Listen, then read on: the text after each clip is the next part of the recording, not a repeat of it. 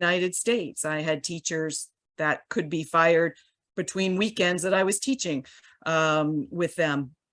So you do need to keep yourself safe, but think about maybe there are ways, little ways that you can do Very things. true. Very true. And I encourage you to keep your questions and comments for the discussion session, which comes after we have the next keynote and the speech by Fred Bonner from the United States. So thank you, Christine. I will move to Fred Bonner now. So, my brother, you have the co-host now, so you can start.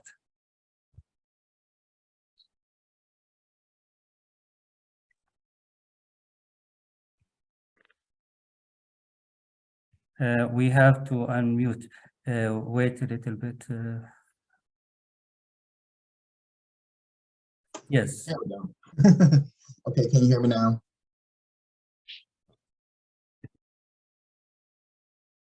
Okay, perfect. So want to say thank you for this invitation. And it's always great to connect and engage with our colleagues, not only here in the US, but across the world. So it's good to be exposed to all these different ideas about gifted education. And it's always interesting to see and hear the different perspectives and how individuals come from their different vantage points based not only on their countries of origin, but also on whatever the cultural nuances are there related to gifted education. So these international intersections are always profound, I think. And so for my section, it was great hearing Christine, all the great work she's doing. I see so many connections with some of the things that she said. Of course, looking at those gaps, filling the in-between. I actually wrote an article about Black males and liminality some years ago about that liminal space. What do we do? Who can we become in those gaps? Who can we become in those places and spaces where we're not defined by poles? So I really connected to her.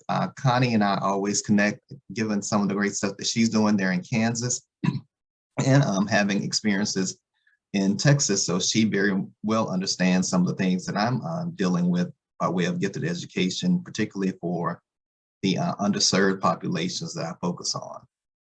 So with that said, and I'm like my friend Christine here. So during the height of COVID, I was quite adept at my Zooming, but let's see now if this happens. And Christine, you're there. I see you're dealing with the cold. I'm here dealing with the cold from with my super senior, my mom here. I'm actually visiting her, so I still haven't returned to my university to Prairie View from Texas. So I'm here at mom's house with my green screen in Texarkana, Texas.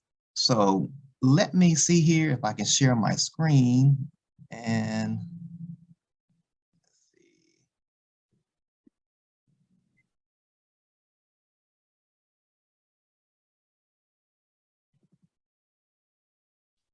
okay.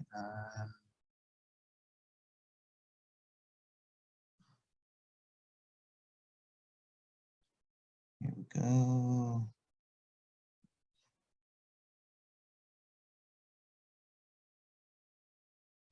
Okay, there we go. Can everyone see that?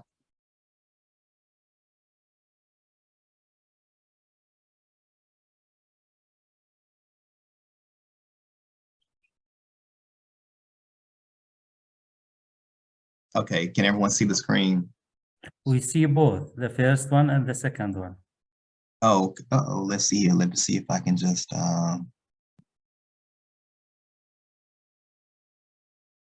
if you reshare the full screen.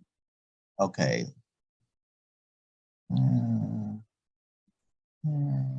Let's see here. Let me.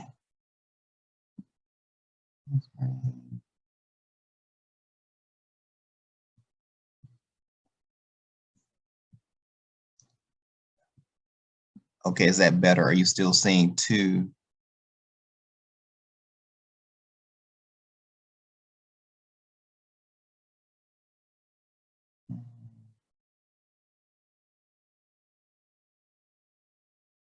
Okay. Is that better? Not yet. You have to reshare, Fred. So open the PowerPoint presentation, then go and reshare direct screen. Gotcha.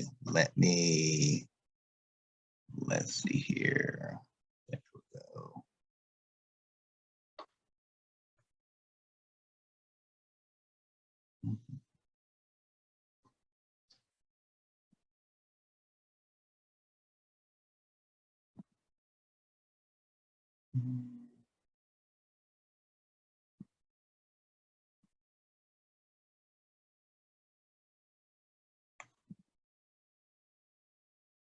Okay, think I have it now. Let's see.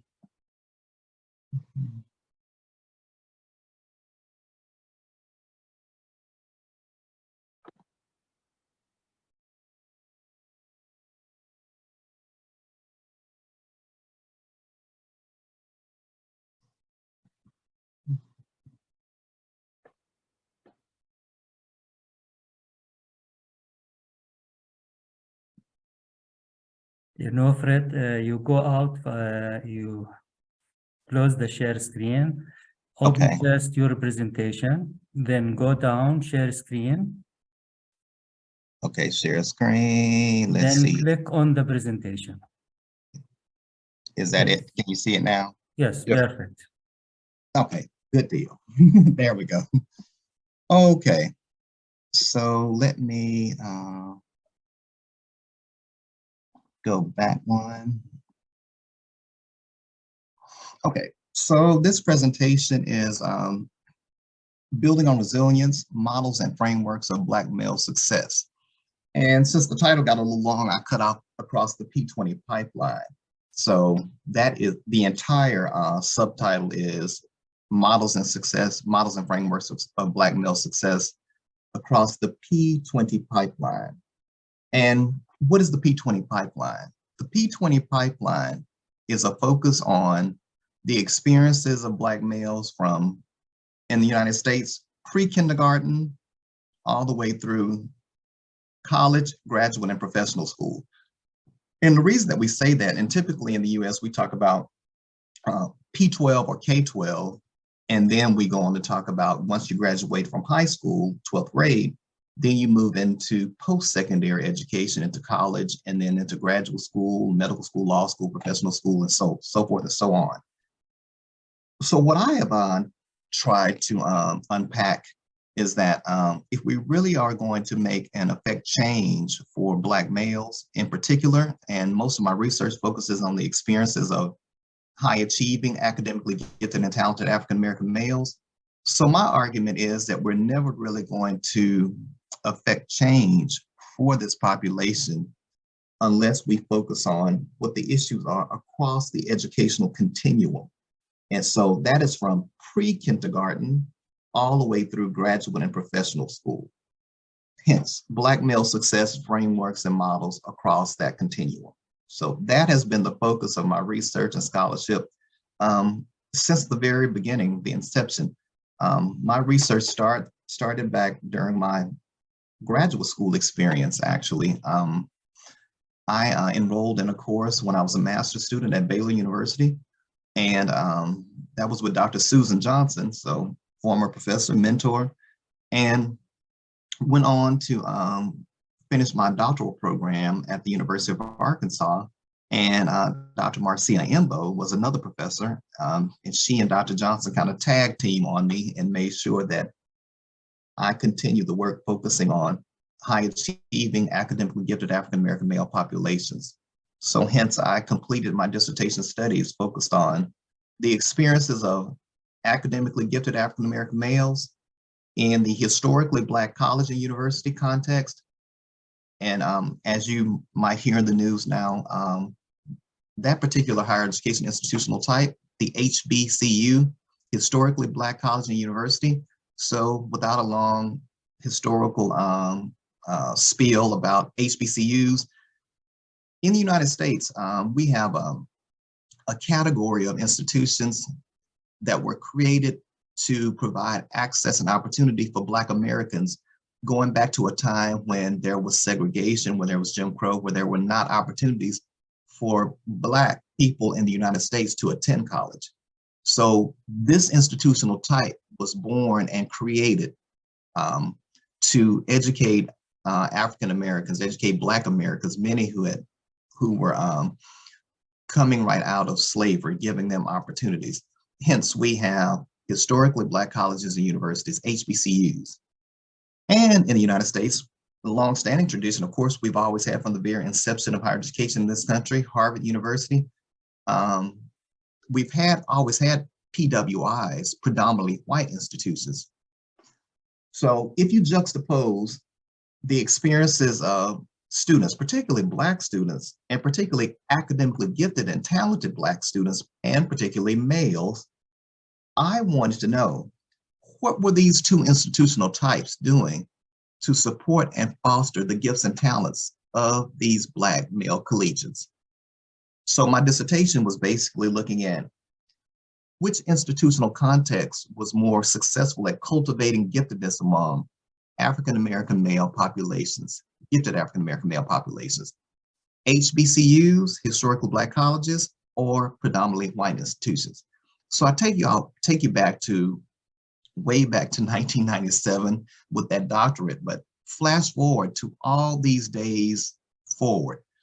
My core research that focused on Black males, focused on their experiences in those two institutional contexts, that research has served as the groundwork for everything that I've done by way of my experiences in academia, by way of my extramural funding seeking, by way of my research center. I actually have a research center at Prairie View A&M University, which is an historically Black college and university in Texas. So my research center is the Mach 3 Center, which stands for Minority, Achievement, Creativity, and High Ability. So the Mach 3 Center, my research, my scholarship, my grounding, my beginnings, looking at the experiences of gifted and talented Black males, one of the things that I have found is that we have to look at their success. A lot of it depends on their resilience. Are these Black males resilient? And to that point, most are. Just to be recognized as gifted and talented as a Black male, not just in Texas, but in the United States in general, it comes with this need for resilience, because there are so many issues, travails, problems associated with just being designated as gifted and talented in the United States culture. And we will talk about several of those things across this presentation. Before we're done, we will touch upon a lot of the issues, and we'll look at a lot of the buffers. And, I don't want to just come and look at the deficits. We're also going to talk about the assets. So before this presentation is over, we will take a holistic view of what we do by way of creating models and frameworks of success to ensure that our Black male populations are being successful. And one last thing before I move into that, I want to share with you, my good colleague Christine talked about, the how and the why. So one of the things that is very important, I think that researchers should do, and I always share with my graduate students that they should do, you have to provide your positionality statement. How are you and why are you the so what, as Christine would say? So what? Why are you the one to be able to do this work? So what? Why is it important? Well, for me, being a Black male who graduated from public schools in Texas, who graduated in the top 5% of my class, went on to undergraduate, majored in science, graduated with honors. So part of my understanding of what the experiences of these high achieving, academically gifted Black males were doing was really related to my own experiences, my own personal experiences, my own positionality, as I would say. So one of the first things researchers should do, you need to position yourself within the work to tell why are you the one to be able to do this particular work and this particular research? So that's a little bit about why and how I am positioned to do the work on gifted Black males, because most of it relates to some of my own authentic experiences navigating and negotiating school systems, and the gifted and talented sphere, just to be an advocate for myself, what my parents went through to advocate for me. So a lot of this is woven into the very fabric of the work that I do and that I have done since the very beginning. So let's see. Advance this, and again, thank you to Taz here. Thank you, ICIE. Thank you, the forum, all the planners for this important international conversation, international symposium. One of the first things I want to do, and I thought this was interesting, and I literally just added this morning. We completed. I had a colleague to come down. My colleague Nicholas Daniel Hartlip at Berea College there in Kentucky. So we have been doing some work together, and we decided that, you know, it might be interesting. We're working on a book right now on belonging. And Christine mentioned the whole notion of belonging, what that means. So we're actually working on a book. We have a contract with a publisher and Routledge. And actually the publisher is Routledge, and the book, and I will share it in the chat a little bit later, is a book with my book series, Diverse Faculty in the Academy. So this book focuses on faculty of color and belonging. So we decided, you know, wouldn't it be neat to have a conversation with the students at my university at Prairie View, and particularly the students who are connected to the research center, my research center at Prairie View, the Mach 3 Center, just for them to talk about the whole notion of belonging and what that means. So I thought it would be really interesting to include this video because it ties into this conversation this morning about building on resilience, and on a larger scale about the work that we do to show how this notion of resilience, belonging, and all of that is coalescing in this crucible called the Mach 3 Center, my center there at Prairie View. So I thought it would be interesting to start off the conversation today about resilience, about the whole notion of Black males and high achievement, just in taking a look at this video, very short clip, to show you what we are doing, what folks are saying about, and it gives you a look at these students of color, these Black students, and their notions about belonging, some of the stuff that is related to our topic today. So let me see if I can get it to play.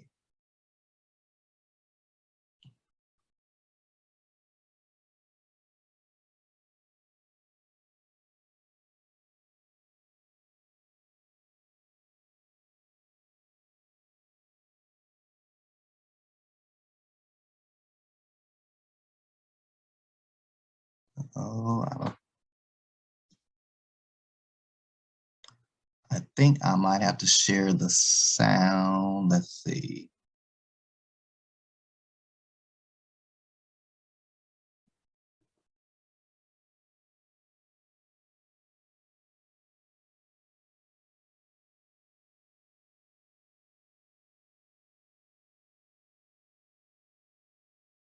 If you would like to share a new screen, you just stop this one, then click on the video. Okay, let's see here. Share a new screen.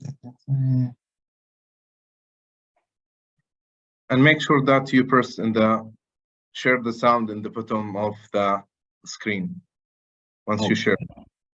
All right, let's see here.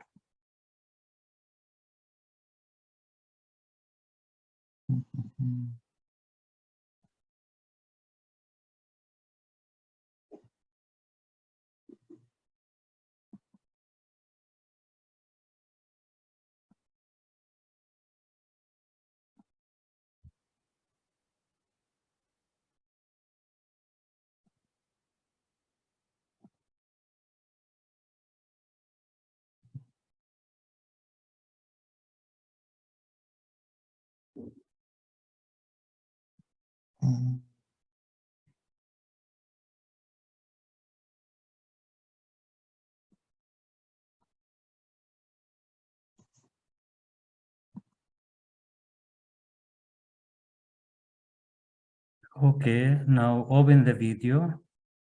Okay, Make share screen again, here we go. Let's see. then go to more. Video.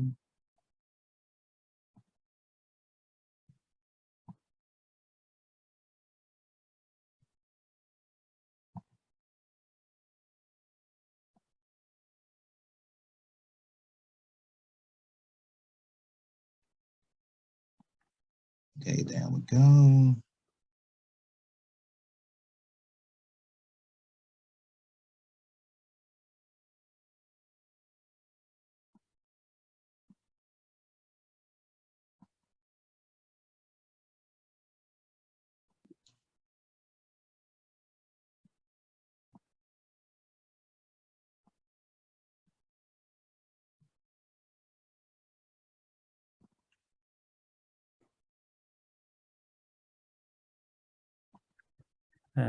Okay, so go now to more, Okay, let's down, and share screen sound. okay, let's see here.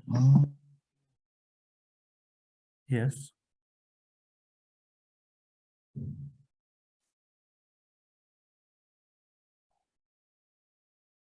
Oh,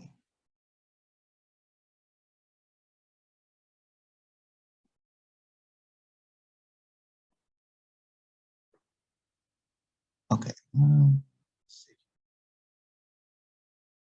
Oh, more. Okay, here we go. In order Yes. to, When you do work like if you're doing that, it right, even when it changes you. If you're hard, not just trying to the get through to get purpose through, but if behind you're it is really such allowing that you the educational not process only to me doing research, open but your it's creating mind, a space never for other negate scholars to be able to do the research theoretical as well. work that So you're when doing, I'm gone, we're because it's still so very doing the important. kinds of research that we need to Center do is to a tell the galvanizing stories space of to minority pull together populations the from an best of all worlds. It's a center that focuses on STEM achievement. It focuses on elevating students who are at the top of their game in the sciences. It's a center that aspect-based focuses on perspective. how do we create an Can you please opportunity mute for the other minoritized one? populations to get the word out about what they're doing by way of science, one more technology, time. engineering, Fred, I mathematics. think you have two Not just videos at the here same at time. Prairie View, not just here in the Oh, state of yeah. Texas, Uh-oh. Let's see. nationally and internationally. There's a component where we want folks to understand what it means to be Black, gifted, talented, and creative in the STEM space in an institution that is typically overlooked like a historically Black college and university.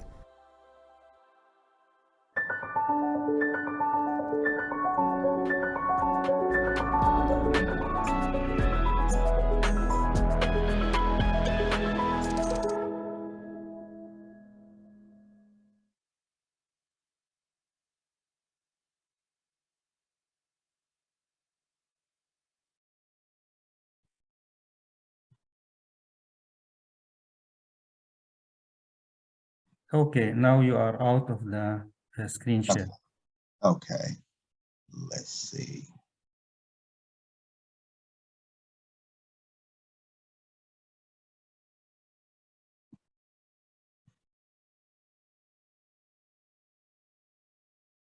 Alrighty, let me try one more time. Let's see here.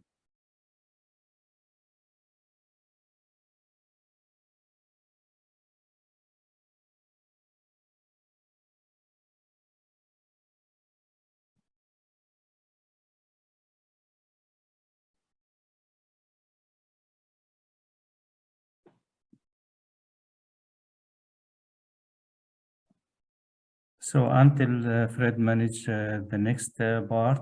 So if you have any question or comment, please write it down and be ready for the discussion session. So you can just mention the name of the person you would like to answer your question or to talk about something interesting for you. So we will proceed now with Fred.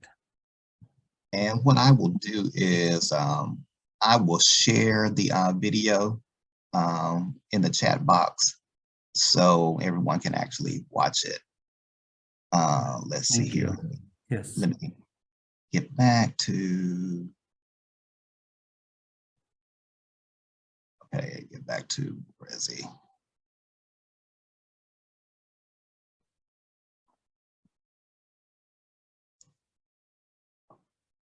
Okay.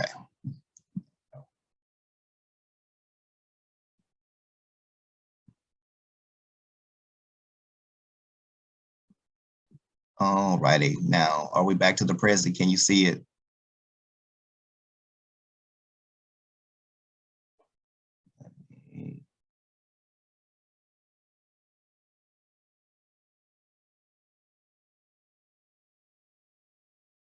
Just make a new share and then go back to the presentation.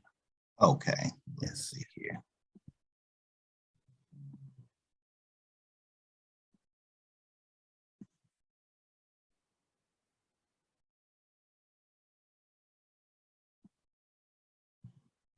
All righty, let me get back. Here we go. Okay, Yes. all right.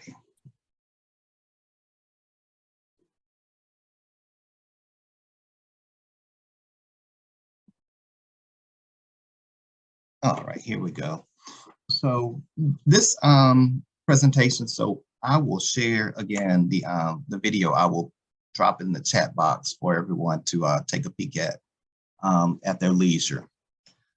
So a lot of what we're doing, and I shared this before, when we're talking about issues relating to gifted students of color, particularly gifted Black students and gifted underserved populations, and a lot of the literature and how we talk about students of color in our country, particularly in their intersections with gifted and talented, we speak in terms of them being underserved or under-identified. A lot of the underrepresentation. So those are the key terms that you hear thrown around a lot. And a lot of that is related to this whole notion of race.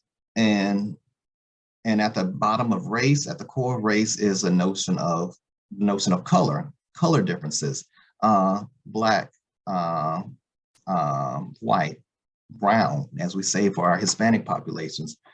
And this all harkens back to one of our early talented African-American males, the person who coined the term the talented 10th, none other than W.E.B. Du Bois. So he said back in 1903, in The Souls of Black Folk, one of his seminal books, W.B. Du Bois wrote all the way back in 1903, he said that the problem of the 20th century is a problem of the color line. The relation of the darker and the lighter races of men in Asia and Africa and in America, and the islands of the world. Let's see, let me go back.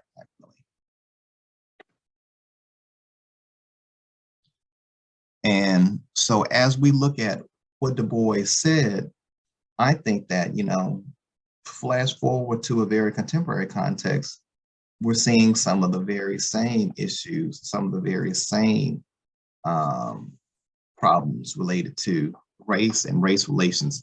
So the United States, the country writ large, I think that higher education is a microcosm of the macrocosm issues that we see in the country.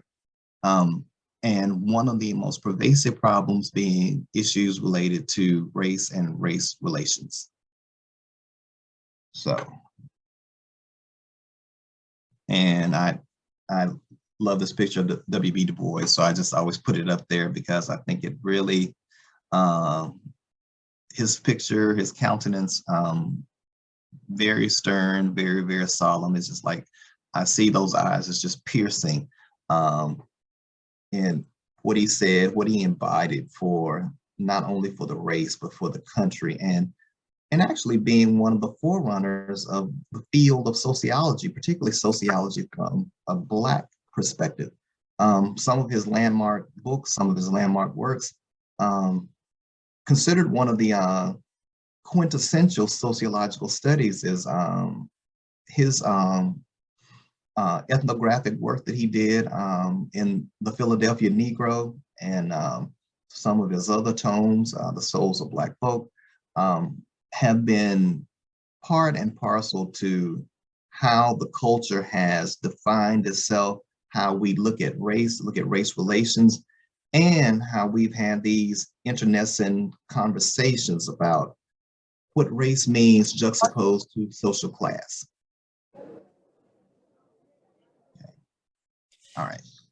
So again, a lot of what I do, and just by the very nature of the fact that I'm looking primarily, my work is focused on the experiences of academically gifted and talented Black males. So adding in that notion of Black pulls in the notion of race. And actually, if you're going to talk about the experiences of racialized populations as they relate to gifted and talented, you have to have an understanding of the history of, it's like what Connie said, what Christine said about, going back to some of those foundational books, some of those seminal texts, to really understand, you can't understand the contemporary unless you go back to the historical. So I think that it's very, very important. It's not bemoaning. It's not for those that have had such an issue with critical race theory. I think that our theory has to be critical, and critical in the sense that it problematizes those issues and those things that really have meaning and really connote some importance to how we experience life, how we understand concepts, how we understand constructs, how we just live and operate. So the studying gifted African-American males, it's important to understand, looking at the beginnings of race and what race has been in this country, in the United States. So if we start off, if going all the way back to 1619 to this particular schematic shows all the way to the current day. So the Black populations in the United States have gone through these waves of challenge, and somewhat you could say waves of subjugation, segregation, and oppression, starting with American slavery, moving through segregation. So the period where you had Jim Crow, where you had separate but equal, and we know many times everything was everything but equal. It was separate but not equal. So moving through the segregation phase, and now this current phase, we are dealing with mass incarceration. If you look at the rate of incarceration of Black and brown populations as compared to white populations, so now this current phase is a phase where we're looking at the implications and ramifications of what mass incarceration means writ large for our minority populations, particularly for our Black male populations. So there is an intersection here, even when we look at mass incarceration and gifted and talented. I have several colleagues that I know that study high achieving, gifted Black men who are incarcerated behind bars. And we know that the literature has shown that some of the most gifted and brilliant people in the world might be people who are incarcerated, who have been in prison for whatever reason. Sometimes their gifts and talents are the things that get them incarcerated. So but again, I show this schematic to show you that it has been this long-standing tradition of where race has played a major factor in the varied life of Black African-American populations. So since our inception in this country, race has always played a part. Folks might want to minimize it. They may want to say, oh, race doesn't matter. Slavery was a long time ago. That doesn't matter now. Well, when you have a population that from the very inception in a country their inception has been based on some form of marginalization or oppression, or as my friend Christine said, colonization, that has all kinds of implications for who they are, the soul, the what, the why, that Christine talked about. so much of that is tethered to this notion of race and how race has been experienced and operationalized in this country. Okay, so let's move. Another video, I won't show it. I don't want to tangle up our time, but I promise, I will put each one of these videos at the very end in the chat so you can watch. But just to give you like a little synopsis, this video is one of my, W.B. Du Bois was a hero, and James Baldwin is definitely a hero. And this particular video clip, he is engaging in a conversation with a psychologist. And the psychologist is trying to tell him, this is on the Dick Cavett show back in the, I believe in the 70s. And this psychologist is trying to tell James Baldwin that basically, you know, you're making too much about race. You know, things are equal. You know, you're a black man, you're a professional, I'm a white man, I'm a professional, you know, all things are equal. And Baldwin is like, well, no, they're not. He's like, you know, I am, you know, there are so many things that I experience, you know, that, you know, I am told that, you know, you can only live in this neighborhood, you can only, you know, shop at this particular store, or you're always surveilled, you're always watched. So basically, the experiences that you're chronicling being white and male in the United States are quantitatively and qualitatively different than my experiences as a black male in this country. So basically, you don't know what you're talking about until you have walked in my skin, or you know, the state of affairs with race and race relations in this country, for me, it's a different set of experiences than what you're experiencing. Again, I will send that to you. Another video, I will show this one to you. I'll send it to you as well. And this is the Reverend Dr. Samuel DeWitt Proctor. And as mentioned earlier in my bio, before coming to Prairie View A&M University, I was on the East Coast in New Jersey at Rutgers University. And at Rutgers, I was the Samuel DeWitt Proctor Endowed Chair. And in that role, I found it important for me to not only know something about the Endowed Chair's namesake, but also to be able to share something that was connected to him, something that would not only entrench me in this endowed chair, but something that would, you know, foreground who he was and what his scholarship, what his research was, what his raison d'etre. So what it meant to be a Samuel DeWitt Proctor Chair was important to me. So I found this interesting short sermonette titled The Scratch Line.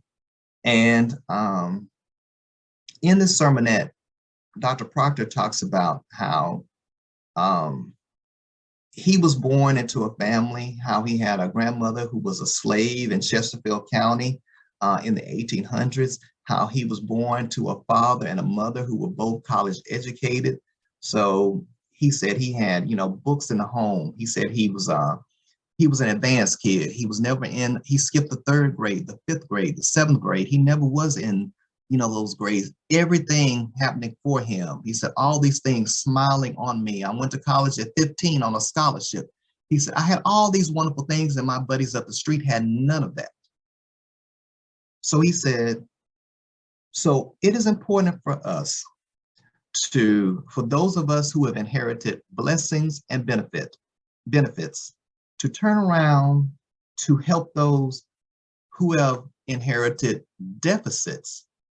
And it is our task, it should be our ontological task of helping everyone to rise up to the scratch line where we are. So everyone can earn and enjoy the benefits of life. So I use that particular video clip. Again, I'll send it to you, very short.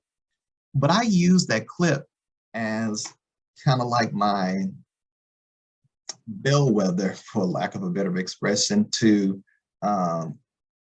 test the waters out there for people to understand, you know, what it meant to focus on students focus on their assets and focus on what do we need to do to cull those assets, as opposed to only focusing on their deficits. You're always going to have students who, especially with our gifted students, you're going to have some students who can walk into your classroom. They've had resources. They've had what we call social and cultural capital. If you look at Pierre Bourdieu, some of his earlier work, they're going to have the capital. They're going to come from families that had books in the home, that had resources, that had computers, that had financial means. You might have a mom who's a doctor, a father who's a lawyer, but you're also going to have kids who are coming who have the academic stuff, but they're coming from backgrounds where they didn't have access to the resources. They didn't have books in their home. They didn't have parents who read to them. They didn't have access to technology. They didn't have parents who were college educated. So all of those things have implications. So there are some students who come way above the scratch line. There are some students who come to your classes below the scratch line.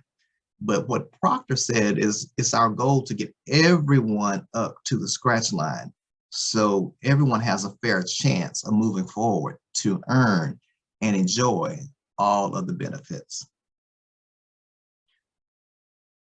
So with that said, let's move. Again, part of what we do at the Mockery Center, part of my research, part of my scholarship, part of the focus on Black males, we have to problematize and deconstruct this notion of race. Because by the very nature of me saying that I focus on academically gifted African-American, academically gifted Black male, I've thrown in the specter of race. And because that notion of race and the intersection of race and gifted potential for Black male populations means everything. It's not just being gifted and male, it's being gifted, Black, and male. Even going all the way back to some of our early coming out of education, but just in the entertainment field, one of the early songs, to be young, gifted, and Black. So each one of those constructs means something. Nina Simone sang it, to be young, gifted, and Black, but each one of those things has meaning. It carries weight. It has intersectionality, as we say, in the sense that we have to understand each one of those constructs and what it brings to our understandings of this particular population. That is why I start with this whole notion of race and looking at what race means and the implications of race in the United States. We well know we've kind of been in a hotbed of racial tension in this country for a long time, but probably heightened here within the past 7, 8 years, 10 years, particularly with some of the past presidential administration, and even trying to come out of some of the retrenchment that we had, so to speak, with the last presidential administration to a current administration that's trying to right the wrong and cure some of the ills that we have been experiencing, and even some of the problems that they're having in trying to deal with this country's issues that center on and that focus on race and the incongruities we have with understanding race and effectively treating race so that, everyone is able to rise up to that scratch line, as Dr. Proctor said. So with that said, I have a few slides. This comes from a repository that said, these are like the 20 most important slides that you can include in your discussions about race. Well, I'm not going to give you all 20. I'm just going to pull out the ones that are specifically connected to the topic that we're discussing today, and that is building on resilience, Black gifted males in the United States. So let's look here. When we look at the current state of affairs related to race in the United States, let's take a peek. So this very first slide, it comes from the Gallup poll, Gallup Foundation. And what they have found here is that they asked the question, would you say race relations between whites and blacks are very good, somewhat bad, or very bad? And you see here the lighter green trend line represents white adults. The darker green line, trend line, represents Black adults. One of the first things that I would say that is striking, telling about this particular slide is the fact that you have a difference between which you would expect, but I think not only is it an expectation that there would be a difference, but I think what's more poignant is the fact that how wide some of those gaps are over time. So we see here, you have gaps, and you have this wide gap here occurring at 2006, still moving forward, still very, very wide, all the way down to like 2013-ish or so. Still a gap, but starting to close a bit. But the interesting thing is the overall trend is on a downward trajectory for both populations, Black and white. So two things to note, and I always share with grad students, I'm like, you can't just read charts to read the chart. What is the meaning behind the chart? What does this mean? So not only you're seeing multiple things happening here, you're seeing that there are gaps between, you're also seeing that the gaps are changing over time. And when you start to see these peaks and valleys, it's interesting when you see a peak and a valley, then you should immediately start thinking about what is going on contextually. And contextually, I mean, what is happening in the country? What is happening in the state? What is happening in our communities that would trigger, these wide variations or these spikes or these valleys? And again, overall, you're seeing a downward trend for both populations. So important to look at, what do these charts mean? So what does it mean? So would you say race relations between whites and blacks are very good, somewhat bad, or very bad? That was the question. But now the analysis, when you problematize and deconstruct, what does it mean? Okay, let's move. So another chart, and again, I think this is very important, looking at the unemployment rates of Black and white Americans. So the blue trend line represents white populations, and the orange trend line represents Black populations. And so we see, again, what's the story here? Again, the whole notion of there are gaps. Where are the gaps? When have the gaps been the most pervasive? And what is the overall trend in each one of these lines? So, and right here we see that, from 2007-ish, all the way up to I would say the largest gap somewhere in around after 2011, but again, the gaps have continued all the way to where we're looking here at 2019, and kind of a big spike here, but still a gap.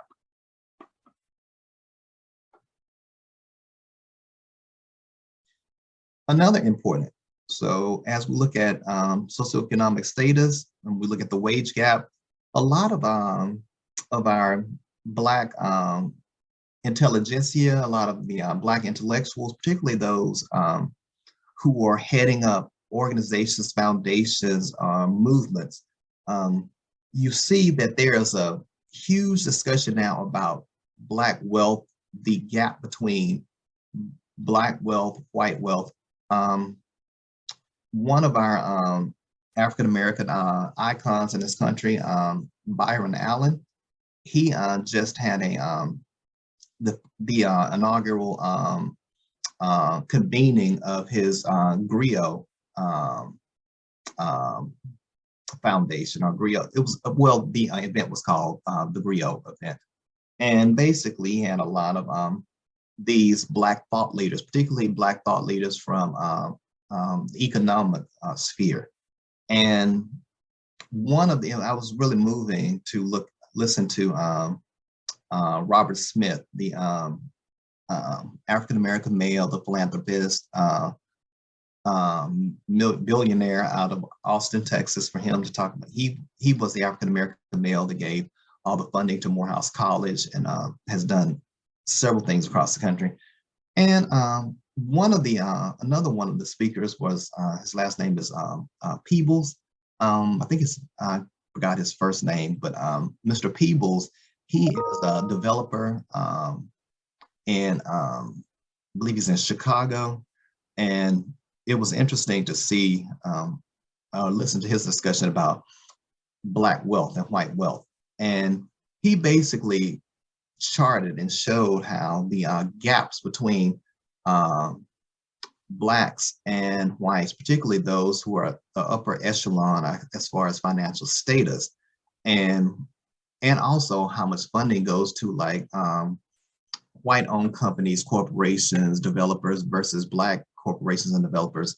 And the gap was just like catastrophic. It was like trillions. And he was showing that the gap is so wide that basically we have what he calls an economic apartheid when we look at the wealth accumulation of Blacks versus white populations in this country. I bring all this up to say that, and it's interesting that all of our major movements right now, at the core is a discussion about Black wealth, Black wages, Black earning, Black economic impact, because that is such a major important part of, and a conversation that is typically not included when we start to talk about disparities, when we talk about Blacks. We're talking about education, we're talking about these things, but all of this, you know, is in some ways connected to economic impact and economic resources. So I put this slide up there. This shows the wage gap between Black and white Americans. We see here 59%, you know, continuing to widen all the way to 2017. From 1967, it was 59%. Now there's a 62% wage gap between Black and white Americans. You want to talk about education, you want to talk about gifted and talented, you want to talk about students having resources, want to talk about them having access to AP courses and international baccalaureate, all those things. A lot of that is tied to, you know, do you have resources? Do you have parents? Do you have access to things that are going to, you know, are you, you know, whereas the white student might have parents who can afford for them to take SAT, ACT prep, to take tutoring, private tutoring. Well, as we see with these wage gaps, not so much for parents of color, for Hispanic parents, Black parents. So again, there is an intersection. Economics and education, they're like a person in the shadow. I mean, they're like, you know, tick for tack. They are connected. Here's another, again, driving home that whole notion of how economics plays a major role in education. The real median household income versus overall poverty rate by race. So you see here, again, dark blue, white populations, and orange, Black populations. So we see here, overall poverty rate, 2018, it was 8.1% for white populations, 20.7% for Black populations. The real median household income, 2018, was $70,600 for white populations, and a mere 41.7 thousand for Black populations. Story there, what is it? Gaps, yes. What do those mean? One other, here is upward mobility by city and race. And here you see like little subtext says, household income rankings of children born into the 25th income percentile. So it's looking at the household income, the rankings of kids who come from these households in the bottom fourth tier economic strata. And you see across the cities in there, you know, the story is again the same. gaps, differences, disparities, but you see the disparities are more pronounced in particular cities, more pronounced in some cities than others. You see, even when I look at my city, I live in right outside of Houston, Texas. So you see across the board from New York to Houston to Memphis to all points in between, you see these major gaps that are occurring. And here, even when we look at the populations, Black and white, that are doing better economically, I should say, given the fact that we're looking at individuals who've assumed or who have been positioned to receive professional managerial employment. So these are the CEOs, those people at the top of the organizational chart. Well, even when you look at those who have achieved those very top rungs, there are still disparities. So we look here, 31% African-American, Black, 22% Hispanic Latino, 41% white, and 54% Asian, which is another conversation that we should have had, looking across the board at, even when you pull in different minority populations, and what does it mean? Because there are status differences even among minority populations. So look at, on this very chart, look at managerial positions, Asian versus Black versus Hispanic, what those differences mean and what they connote. So now we start to get into the crux of the matter when we're looking here at AP courses. And that is an area that when I look at gifted and talented, so my indicators, the canary in the coal mine, the bellwether, the litmus test, the whatever you want to use as the metaphor, the way that I can tell if our Black males, if any of our populations by way of gifted and talented are actually being successful, or is their participation rates in AP, participation rates in gifted and talented, participation rates in International Baccalaureate. So when we look here, this chart actually chronicles advanced placement, and we see advanced course credit earned in secondary school by subject and by race. So we see here across all subjects, and it says here, percent of students earning any credit in advanced placement in International Baccalaureate courses. All right, so we see all subject areas, 40% white populations, all subjects, 23% Black populations, math, 17% white, 6% Black, 16% science, and 8% versus 8% in science. So we see, again, the story starts to unfold. I could say you could overlay the economic indicators, the previous slides that you saw, layer that right along with what you're seeing now with advanced placement, what you're seeing with education. So this is the linchpin. Herein lies the rub, folks. So the economics and the education, they're connected, very connected in some interesting ways. We see that they are linked. They're like, hand in glove in a lot of ways. And here is another one that shows generational mobility by race. It says children whose parents only graduated high school who earned a college degree. So these are kids who their parents only graduated high school, and these are the rates that the kids went on to earn college degrees. And you see here for Asian populations, 48.9%, white 24.5%, 15%, and then all the way down to American Indian, Alaska Native, 9.2%.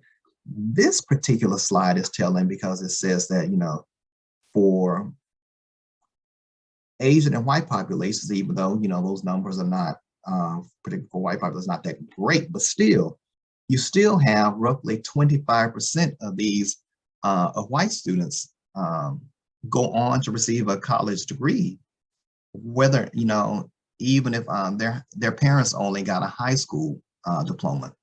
So but then you see the implications for what that means for American Indian populations and for Black populations. Again, connecting the dots here. Education, economics, opportunity. I mean, it's all like it's a connected dot puzzle. I mean, we can color in and see what the true picture is.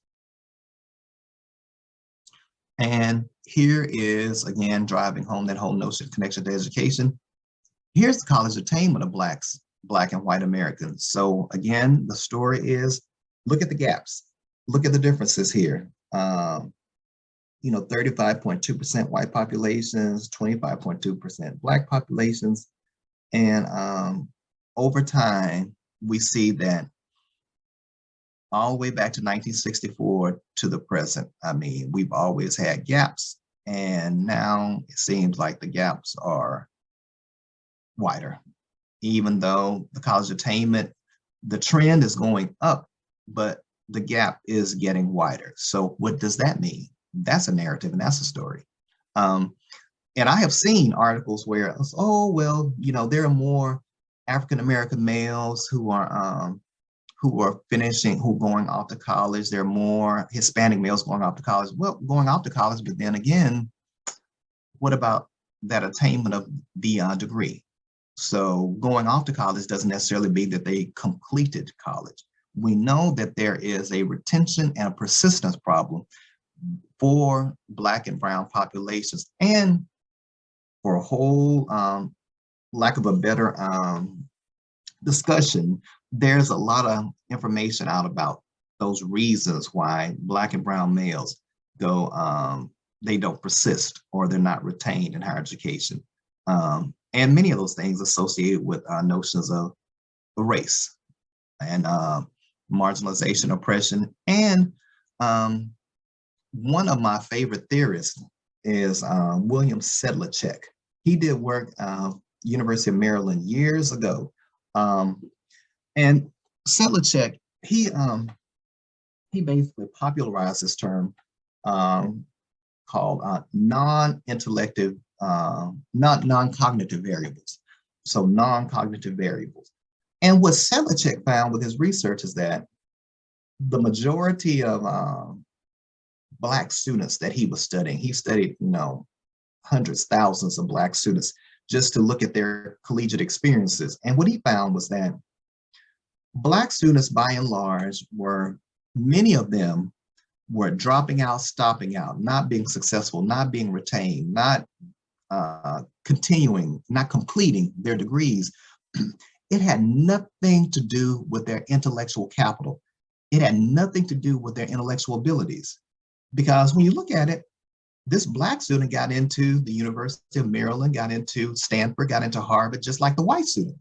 So that meant that they basically had, they both had high SAT, had high ACT scores, or all of the metrics that were used. They basically must have scored pretty close together. They got in.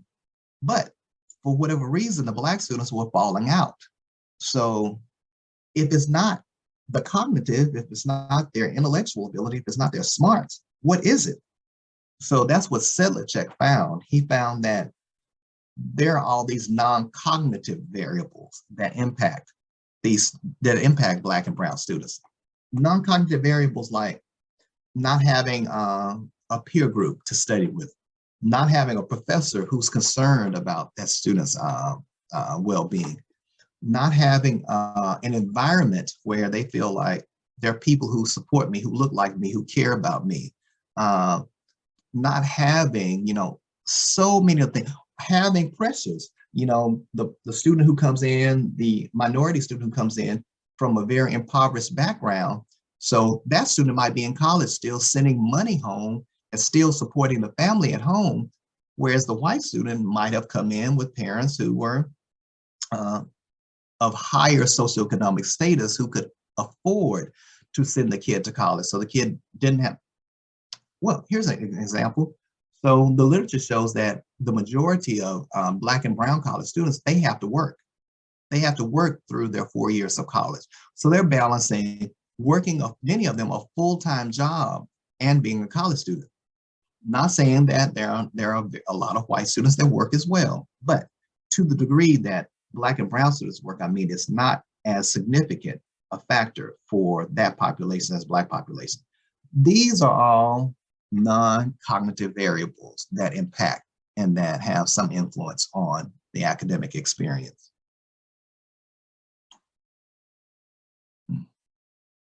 So this is just this particular story. It was in the Dallas Morning News, and this chronicled the story of Darius Brown. That's this picture. Darius Brown, African-American male, who was one of the few students in the country. This article was back from 2016, so several years ago. 6 years ago, and he actually received a Bill and Melinda Gates Millennium Scholarship, which is pretty rare. He's a rare bird. In that, I think there are only like 1,000 that are given out. At that time, it was like 1,000, maybe 53,000 applicants. So it was very, very one of the most highly competitive scholarships in this country. And he was one of the recipients. And he graduated from a predominantly Black high school in Dallas, Texas. It looks like it's Lancaster. So the pronunciation, a lot of folks will say Lancaster, but we say Lancaster in here in Texas. But he graduated from Lancaster High School and went on to use his Gates Millennium Scholarship. The Gates Scholarship provides for students to from their undergraduate all the way through their doctorates. He chose to attend one of my former institutions, Texas A&M University, College Station, and but the story chronicles his experiences with going through public school, and the lack of understanding of what it meant to be gifted Black and male. Not only the things that he had to deal with, but the things that his mother had to deal with to advocate for him, the mother of a gifted Black male child, all of the attendant things that go along with that. In my book, side note, I have a book, came out several years ago, Building on Resilience, Models and Frameworks of Black Male Success Across the P20 Pipeline, really the foundation of this presentation. So the Building on Resilience book, and I'll put that in the chat as well. One of the chapters in that book was written by my good friend and colleague, Dr. Tarek Grantham, and his chapter is on teaching parents, particularly parents of Black males, to become what he calls upstanders. He says that many times parents are pushed into what he calls bystander status. So his goal is in that chapter to teach parents how to become upstanders, meaning that they can advocate, they can serve as like conduits for their student success. They can talk to teachers, principals, administrators, gifted coordinators to help them to understand who these Black males are and what they need to be successful. And that's the thing that this particular article in the Dallas Morning News about Darius brings out, is the fact that, in the state of Texas at that time, Texas has 6.5% Black students in the state, only 3% in gifted and talented. At that time, Texas had 26.6% Hispanic students in the state, only 20% in gifted and talented. And what it said is that, nationally, it reported on how Black students go unidentified, underidentified for AP, IB, all the stuff that I just talked about. So all that's in the article. And it also talked about how even in minority serving schools, there is still underrepresentation of Black males. So I say all that to say, even though Darius was in Lancaster High School, which is a predominantly Black school, but still there was underrepresentation of Black males in gifted and talented.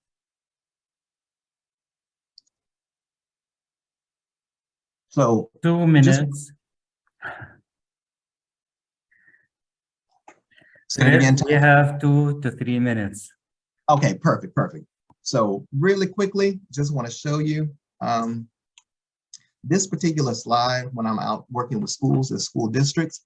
I put this up there because part of the research agenda that I try to foreground for schools and school districts is that these Black male populations, they come in varied and different forms. So this particular slide is one where I asked the question, so who's gifted?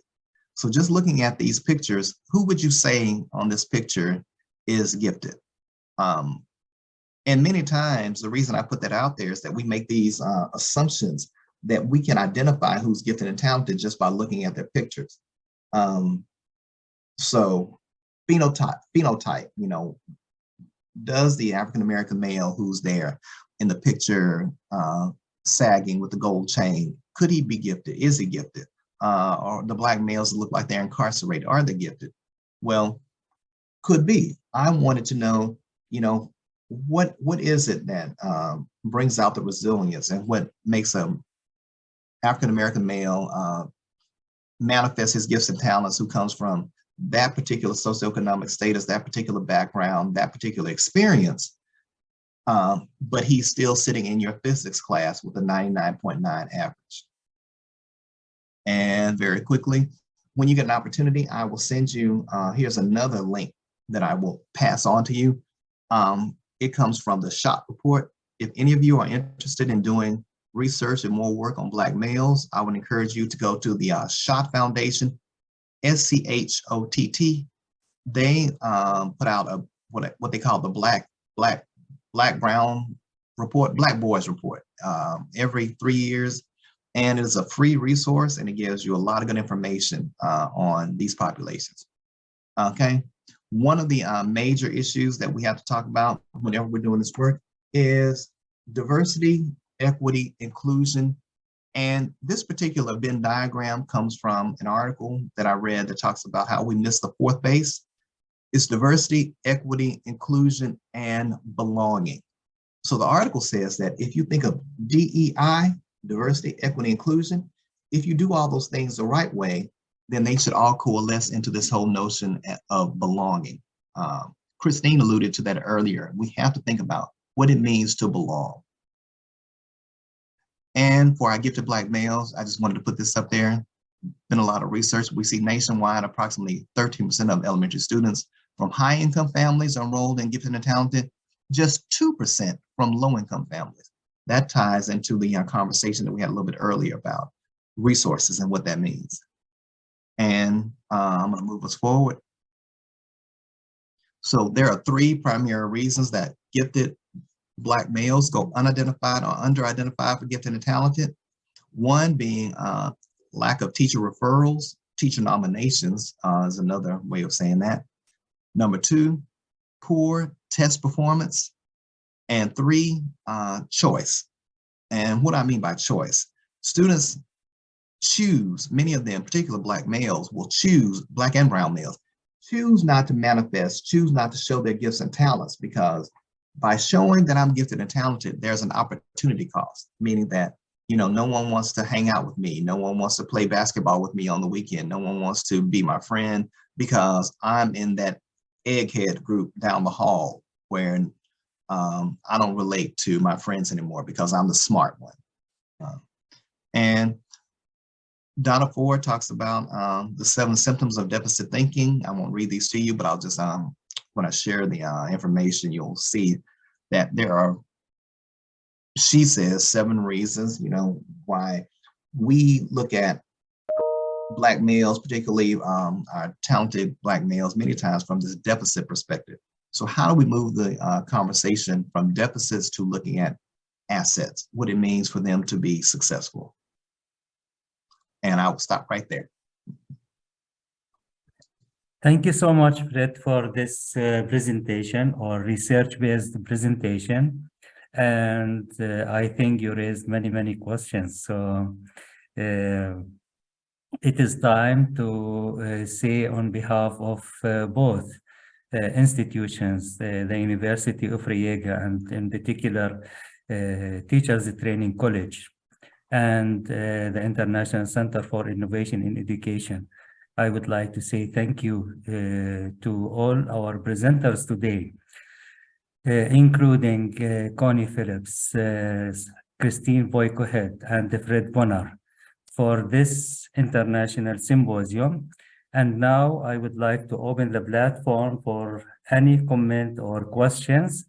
So first of all, if you have any comment or question, you can write it in the chat room, and we will promise to answer all your questions written there, but we will give a limited number of questions so you know we can answer, you can ask direct to any one of the speakers. So we will start now.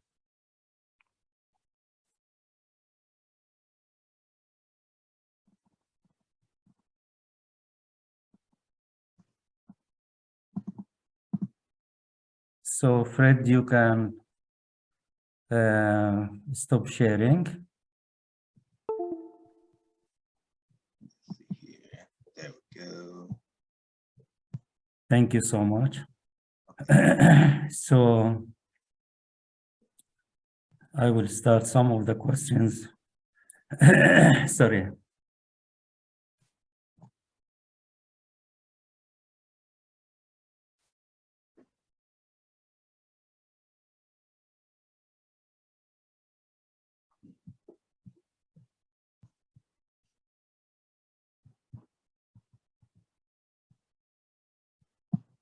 Any question first before I start? Maher, you can start. I will remove, you can unmute yourself. Yes, you can unmute and then you can ask, please. Okay, excellent. Thank you. Thank you very much. First, thank you for organizing this great symposium. Second, since Fred is done and he finished the last one, I would like to ask him a quick question. You know, this semester I'm teaching a couple courses, and then I have a couple African-American students in each class. And I would like to simply share this with you.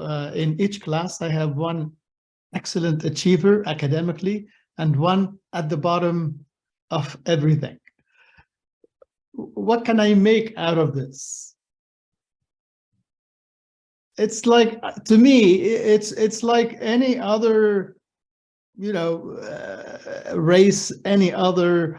I don't know to what extent I should connect this to this racial, you know, parameter you've been talking about. Great question. I would say, and actually you chimed in with what I was about to say. I was going to say, you know, it's really the issue you bring up is really kind of like students in general. I have, you know, white students, Hispanic students. You know, you're going to have some that are flying high and some that are just barely making it. With each assignment, it's a struggle. But I would say that kind of goes to my experiences. I would say I'm a little bit country and a little bit rock and roll in that my doctoral training is in higher ed administration, but my master's level training is in K-12 curriculum and instruction. So I think a lot of that just goes to what we do for the gifted. I think, you know, it's almost like what we do for the gifted, we also should do for the least of these. So I apply that to the classroom as well. So good teaching style, learning modalities, all that stuff that we get in our curriculum courses and curriculum teachings is that I think that, you know, as you look at those students and those wide variations, then what are some of the things that we can do to modify the learning environment that would ensure that they could be successful? So some of the attendant problems that I mentioned, you know, are things that, you know, the social capital, the cultural capital, all that, well, you know, we can't change that. I mean, you come from the family that you come from, but what is manifested in front of you, the outcome is that some are doing well and some are not doing well. So now I think to bridge that gap, what do we do by way of our teaching style and our learning styles? So is there a preferred learning modality that you see, you know, are your African-American males, are your Hispanic males? Donna Ford mentions this term called verve, where Black students and Hispanic students, you know, they prefer them more kinesthetic. They want to move around, they want to talk, they want to engage. So their learning styles, their learning preferences involve all these different modalities as opposed to just sitting in a straight line in the desk, you know, for an hour for the professor or the teacher just to pontificate. You know, I want to move, I want activities, I want things. So I don't know that that's the case, but it could be. So how can we focus on these multimodal ways of teaching, focus on multimodal ways that students are allowed to manifest their learning? And I think when we really start to concentrate on the teaching styles, the learning styles, you find the students, you meet them where they are, and then you help them all to rise.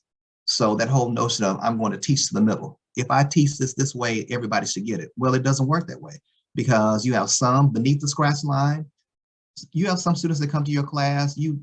Some of us we don't have to open our mouths one time. That student will make an A on every exam. They don't need us. There are some students that every word you say, they have to hinge on because they're not getting it. So I think that's where the teacher, the professor has to show up in ways that, you know, say that, you know, hey, I'm really invested in matching my teaching styles to your learning styles to ensure that we all rise to the occasion. If you allow me, thank you, Maher. So if you allow me, we will go back to Riega. So because we have a number of people with the Faculty of Teacher Education in Riega. So if they have any question, because as you know, we have a group of people on site for this symposium, and we have, you know, most of the people online. So any question from the people in Riega? You have the mic.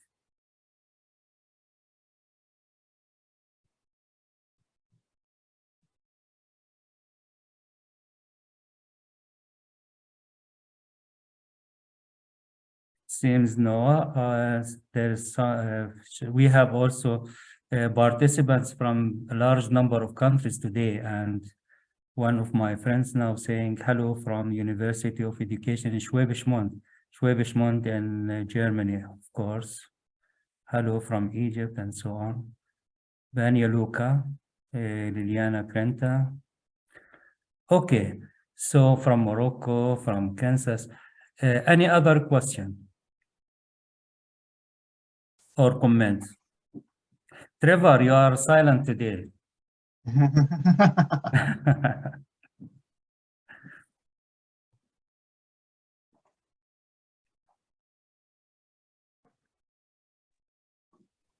I want to say thank you, Yamin. Yeah, thank you, Gulsha. So very nice to see you. Yes, good to see you, everyone, and Christine, Fred, Connie, and we were together with Connie last week in the NAGC conference. So thank you so much for this symposium. Thank you for joining. It's so useful for us. Thank you. Yes, Trevor. So thank you, Gulsha, for being here with us. So thank you again. So Trevor, it is yours. This has been a great privilege to be involved with so many people. And thank you, Connie. Thank you, Christine. Thank you, Fred. Thank you, Tassir. It has been really interesting. And thank you for mentioning chandelier assessments, not because I'm trying to sell it, but I think with respect to what you said, Christine, I think it's really interesting because you talk about turning education upside down. I think we need to turn assessment upside down, because particularly I can only really speak of in America, and here I am in Vermont. I know I'm English, but I have some problems with what's happening in England also with respect to gifted education, because my family is there. However, What I try and do with my assessments that are absolutely holistic, I was going to share a screen that I'm sending out to a parent of a document that I'm about to send to a parent of a child I saw just last week for 10 hours. And the problem with that particular issue is that because of what I'm putting down, because I'm doing an MTIC, Myers-Briggs piece of research on how personality can impact gifted education. We're looking at math fluency and various other things, but we're also looking at introversion, where you are a reflective thinker, where you are an F, a feeler. You don't want to hurt anybody. And so when something's happening in your classroom, you're not necessarily interacting as the teacher is expecting. And so you get this sense of deficit. And once you've got deficit, then you've got the potential of being assessed as disabled. And if you're assessed as being disabled, what you have then is a real major problem, because it inevitably takes you to special education, where the knowledge of people is not in any way directed towards highly able children. And so what you're done is you're treated as a disabled person. And that then goes to Fred's point, because you talk, Fred, about belonging. Suddenly you don't belong to the group that inside yourself you do belong. And I, particularly dealing with younger children, this particular child was chronologically 5th grade, but I would say intellectually 16, 17, 18 years old. In fact, the word did actually say she was beyond school in reading and various other tasks, but she's considered ASD, autistic, or, which is comorbid, is ADHD, but she's not. And that needs turning upside down, because the problem is, if you perceive yourself to be something, then you often act that way, or are impacted in terms of how you see yourself and how you carry yourself in the world. And I think that links to what you were saying, Fred, in particular, with respect to a race, whether it be males or females. And one of the things I try and do with my assessments is, in fact, give the parents a report that would normally just say what's going on with the child, but I try and make it a tutorial so that, in fact, they can then advocate for the child on the basis of knowledge that they wouldn't necessarily have. I could say a lot more, but I won't, and I thank Tasia for the opportunity to talk to you. Thank you so much, Trevor, for this valuable addition to what we were talking about. Thank you. Any other comments?